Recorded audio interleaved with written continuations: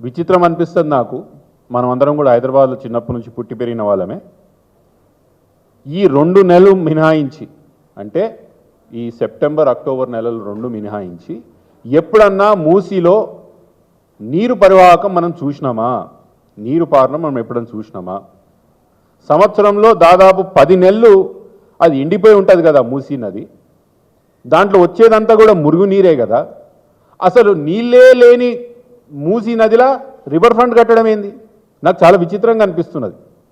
నీళ్ళే లేని నదిలా river front కట్టడం ఏంది? మూడో విషయం ఏంటంటే, ప్రజలు ఎవరు కూడా ఇది కోరుకోలేదండి. కాంగ్రెస్ పార్టీ అధికారంలోకి వస్తే 6 గ్యారంటీలు ఇస్తారనో, లేకపోతే వీళ్ళు చెప్తున్నటువంటి ప్రజాపాలన తీసుకొస్తారనో, అదేదో ఇందిరమ్మ రాజ్యం తీసుకొస్తారని ప్రజలు ఏదో ఆశపడ్డారే కానీ మూసీ తీసుకురావాలని చెప్పి ఎప్పుడు, మూసీ సుందరీకరణ ప్రాజెక్ట్ తీసుకురావాలని చెప్పి ఎప్పుడు ప్రజలు కోరుకోలేదు. ఈరోజు కూడా వాళ్ళకి ఇంట్రెస్ట్ లేదు.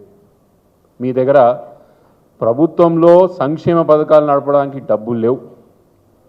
మూసీ నదిలా సుందరీకరణ చేద్దామంటే నీళ్లు లేవు. ప్రజలకి ఈ ప్రాజెక్ట్ పట్ల ఇంట్రెస్ట్ లేదు. మళ్ళీ ఇది ఎందుకు చేస్తున్నారు, ఎవరి కోసం చేస్తున్నారు అనేది కూడా చెప్పాల్సిన అవసరం ఉన్నది. దాంతో తిరిగి ఆదాయం కూడా వచ్చే పరిస్థితి లేదు ఈరోజు. ఇంకో విషయం చెప్తే మీరు అందరు ఆశ్చర్యపోతారు.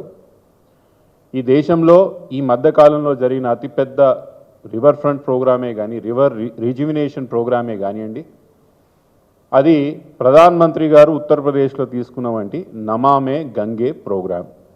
ఇది జాగ్రత్తగా వినాలా, 2400 కిలోమీటర్ల పొడవు ఉన్న ప్రాజెక్ట్. 2400 కిలోమీటర్ల పొడవు ఉన్న ప్రాజెక్ట్ విస్తీర్ణం నమామే గంగే ఒక ప్రాజెక్ట్ రిపోర్ట్లో. దీనికి అయిన ఖర్చు ఎంత తెలుసా? 40,000 కోట్లు. 2400 కిలోమీటర్ నమామే గంగేకి అయిన ఖర్చు 40,000 కోట్ల రూపాయలు. మూసీ నది అక్కడ గండిపేట నుంచి వీళ్ళు చెప్తున్న నాగోల్ ఎండ్ వరకు దీని విస్తీర్ణం 55 కిలోమీటర్లు. దీనికి అయ్యే ఖర్చు 1,50,000 కోట్ల రూపాయలు. 2400 కిలోమీటర్లకి 40,000 కోట్లయితే 55 కిలోమీటర్లకి తెలంగాణ కాంగ్రెస్ రాష్ట్ర ప్రభుత్వం 1,50,000 కోట్ల రూపాయలు ఖర్చు పెట్టాలని నిర్ణయించుకున్నది. ఇది మీకెట్లా తెలుసు అంటారు. వాళ్ళు నోటు మాటకు చెప్తున్నారు, ఒకసారి 50,000 కోట్లు, ఒకసారి 75,000 కోట్లు, ఒకసారి 1,50,000 కోట్లు. మీకెట్లా తెలిసింది ఇది గ్యారంటీ 1,50,000 కోట్లు అంటే?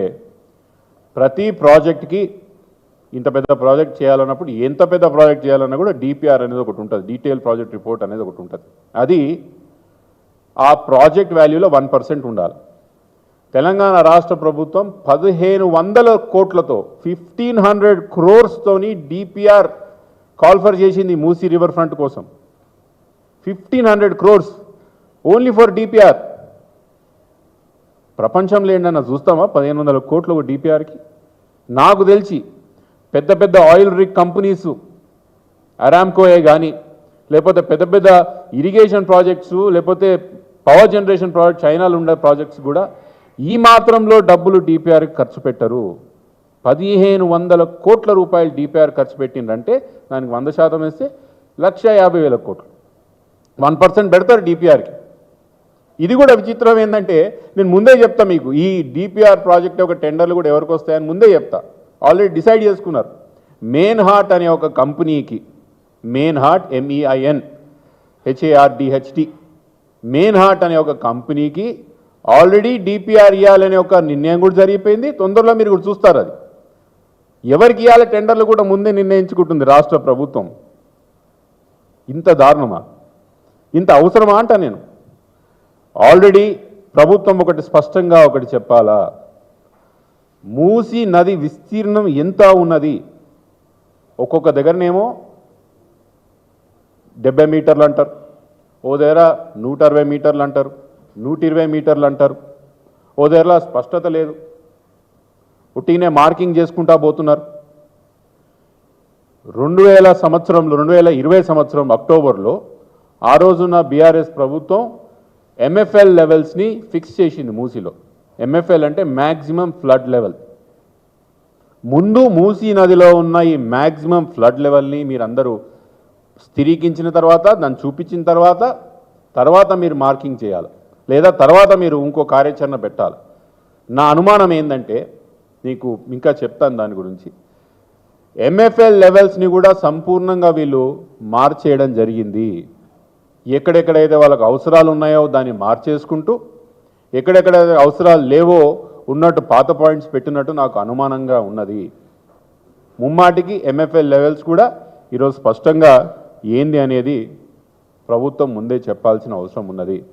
ఇప్పుడే చెప్పిన ప్రభుత్వం దగ్గర రైతు బంధుకే కానీ రుణమాఫీకే కానీ ఆఖరికి వృద్ధుల పెన్షన్లు కూడా ఎప్పుడన్నా చూసినామా 10 సంవత్సరాల తెలంగాణ రాష్ట్ర ప్రభుత్వంలో వృద్ధులు రోడ్ల మీదకి వచ్చి ముసలి వాళ్ళు రోడ్డు మీదకి వచ్చి మా పెన్షన్లు సమయానికి వస్తలేవు 2 నెలల నుంచి బకాయిలు ఉన్నాయి ప్రభుత్వం మా యొక్క పెన్షన్ల పట్ల మా పెన్షన్లు ఇవ్వండి అని ఎప్పుడన్నా వృద్ధులు ఈ 10 సంవత్సరాలు తెలంగాణ రాష్ట్రం వచ్చినప్పటి నుంచి రోడ్డు మీదకి వచ్చి ధర్నాలు చేయడం చూసినామా అంట నేను. రైతులు స్వచ్ఛందంగా బీఆర్ఎస్ పార్టీ కానీ ఇంకే పార్టీకే కానీ సంబంధం లేకుండా వారికి వారు డబ్బులు వేసుకొని ముఖ్యమంత్రి గారి యొక్క నివాసాన్ని ముట్టడిద్దామని చూడడం మనం 10 సంవత్సరాలు ఎప్పుడన్నా చూసినామా అంట నేను. ఈ 10 సంవత్సరాల్లో జరగని విచిత్రాలన్నీ కూడా ఇప్పుడు జరుగుతున్నాయి.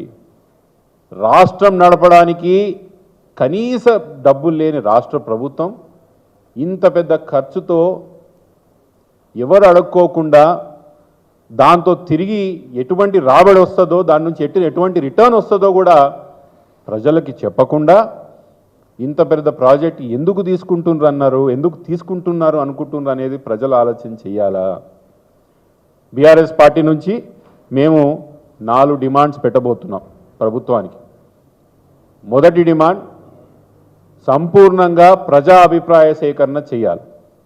మూసీ పరివాహక ప్రాంతంలో మీరు ఎవరైతే మార్కింగ్ చేసిండ్రో ఇవన్నిటినీ కూడా సంపూర్ణంగా ప్రజల యొక్క ప్రజాభిప్రాయ సేకరణ చేసిన తర్వాతనే మీరు ముందుకు పోవాలి.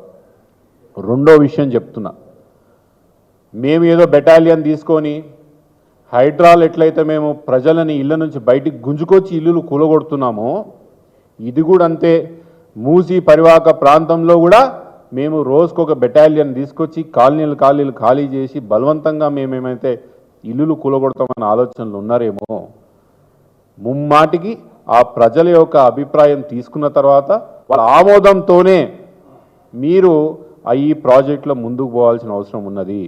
లేదు మేము బలవంతం చేస్తాం, మేము వాళ్ళని మిగతా దగ్గర ఎట్లయితే చేసినామో ఇంట్లోకి వెళ్ళి బయటికి గుంజుకొచ్చి రోడ్ల మీద పడేసి మేము వాళ్ళ ఇల్లులు కూలుస్తామంటే మాత్రం నేను హెచ్చరిస్తున్న హైదరాబాద్ మరో అగ్నిగోళం అవుతుంది. హైదరాబాద్ అగ్నిగోళం అవుతుంది. మీరు అనవసరంగా పేద మధ్యతరగతి ప్రజల జోలికొచ్చి ఎవరో జోబులు నింపాలనే ఒక ఆలోచనతో పేద మధ్యతరగతి ప్రజల యొక్క ఇంట్లని కష్టం రూపాయి కూడగట్టి చెమటలు కక్కి రక్తం దారబోసి వాళ్ళు ఇల్లు కట్టుకున్నారే ఆ ఇంట్ల జోలికొచ్చి మా ఇష్టారాజ్యంగా వాళ్ళని బయటపడేసి మేము రాజ్యం వెళ్తాం, మేము మా మూసీని కట్టుకుంటామని మీరు అనుకుంటే మాత్రం బీఆర్ఎస్ పార్టీ వాళ్ళ తరఫున నిల్చుంటుంది.